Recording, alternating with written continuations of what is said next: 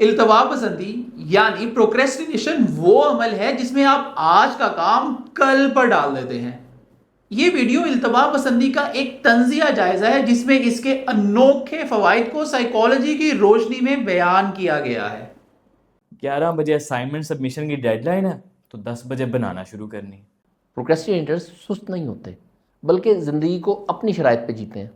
हमारे घर में ज़रूर कोई ना कोई जिन है जिसका मकसद ही मुझे अम्मी की नज़र में जलील करवाना है। एक ही रात में प्लान रेडी करके सब टाइपोज और एरर्स के साथ ही भेज दिया।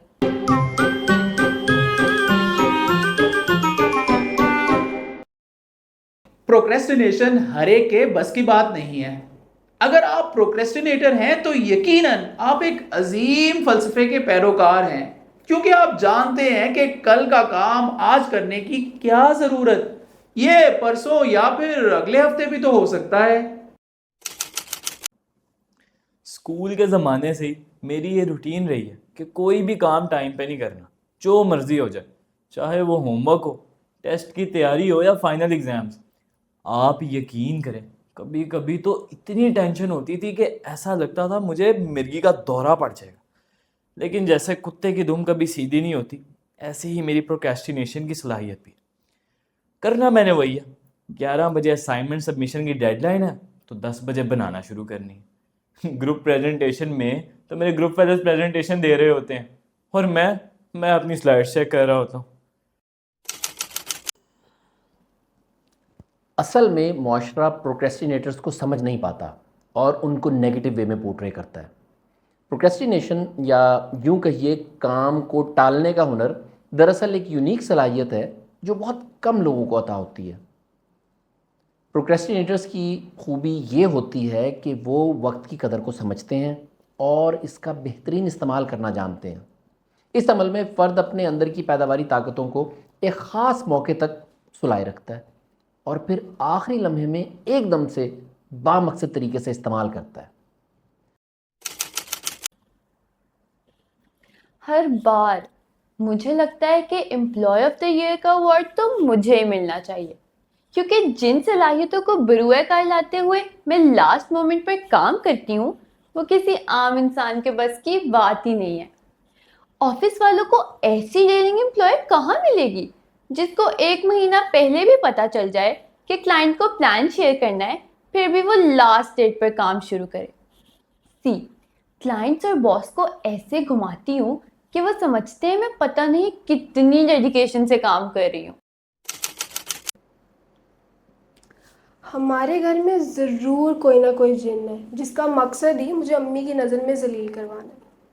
कल अम्मी ने चूल्हे पे दूध उबालने रखा और मुझे कहा कि वो नमाज़ पढ़ने लगी हैं, इसलिए मैं चेक कर लूँ। मैंने सोचा अभी कौन सा उबल जाएगा, मैं कुछ इंस्टाग्राम रील्स देख लूँ। अब यकीन करें 2 मिनट भी नहीं हुए होंगे और दूध ऐसे उबला जैसे बरसों से इस मौके के इंतज़ार में था कि उसने उबल कर पूरे किचन में फैलना है और मेरी जलालत करवानी है। फिर जो अम्मी ने मेरी की है वो तो गरीब आदमी के साथ पुलिस भी नहीं करती होगी। जब कोई काम आखिरी वक्त पर किया जाता है तो जहन में एक हंगामी हालत पैदा होती है जो गैर मामूली प्रोडक्टिविटी और इनोवेशन को जन्म देती है। प्रोक्रेस्टिनेटर्स को ये पता होता है कि काम को बार बार टाल के वो एक ऐसी मेंटल स्टेज की तरफ पहुंच रहे हैं जो जहनी और जिस्मानी सलाहियतों को अपनी इंतहा पर ले जाती है। पर सबसे ख़तरनाक एग्ज़ाम्स की तैयारी वाली हरकत है जब मैं सुबह होने वाले पेपर की तैयारी के लिए रात को किताब लेकर आता हूँ। लेकिन आप मेरी काबिलियत चेक करें, कभी नाकाम नहीं हुआ, हमेशा 40 नंबर लाने का टारगेट अचीव किया है। वैसे मैं हर बार सोचता हूँ कि आइंदा ऐसा नहीं करूँगा, बस इस बार निकल जाऊँ, लेकिन मजाल आ जाऊँ, मैं बाद आ जाऊँ। लास्ट मंथ क्लाइंट के साथ उनकी स्किन केयर प्रोडक्ट्स की कैंपेन शेयर करनी थी। पहले तो मैं सोती रही, फिर डेडलाइन वाले दिन गूगल से सिमिलर प्रोडक्ट्स की रैंडम प्रॉब्लम्स निकालकर क्लाइंट को ईमेल कर दी कि दूसरे ब्रांड्स पे ये बैकलैश आया है, हमें अपना प्लान रिवाइज करना पड़ेगा ताकि हम इन प्रॉब्लम्स को एड्रेस कर सकें। और फिर जब क्लाइंट ने बार बार ईमेल करके प्लान मांगा, तब जाकर मैंने अपना प्रोडक्टिविटी मोड ऑन किया और एक ही रात में प्लान रेडी करके सब टाइपोज और एरर्स के साथ ही भेज दिया। इसके बावजूद ऑफिस वाले मेरी कदर ही नहीं करते। पर एक बात है कि अम्मी की आंखों में वो जो फाइनल वार्निंग देख लेती हूँ ना, वो जो फिल्म के क्लाइमैक्स पे हीरो की आंखों में विलन के लिए होती है, फिर तो मुझे मोटर लग जाती है। ऐसे ऐसे मिनटों में सब काम समेट कर बैठ जाती हूँ कि मुझसे ज़्यादा फर्माबरदार बेटी तो पूरे फैसलाबाद में किसी की नहीं हो। कुछ लोग नासमझी में प्रोक्रेस्टिनेटर्स पे सुस्त या कामचोर होने का लेबल लगा देते हैं, लेकिन प्रोक्रेस्टिनेटर्स सुस्त नहीं होते, बल्कि ज़िंदगी को अपनी शराइत पे जीते हैं। प्रोक्रेस्टिनेशन दरअसल लोगों की जहनी मजबूती, तख्लीकी सलाहियत और वक्त की बेहतरीन मनसूबाबंदी करने की अहलियत को बढ़ाती है। इसका एक फ़ायदा ये भी है कि ये हमारे दिमाग को आने वाली ज़िल्लत का सामना करना सिखाती है, जिससे हमारे ढीठ बनने के साथ साथ खुद एतमादी में भी इजाफा होता है। ये ऐसा ही है कि कल आपकी फ़ाइनल सबमिशन है और आज आप बैठे ये वीडियो देख रहे हैं।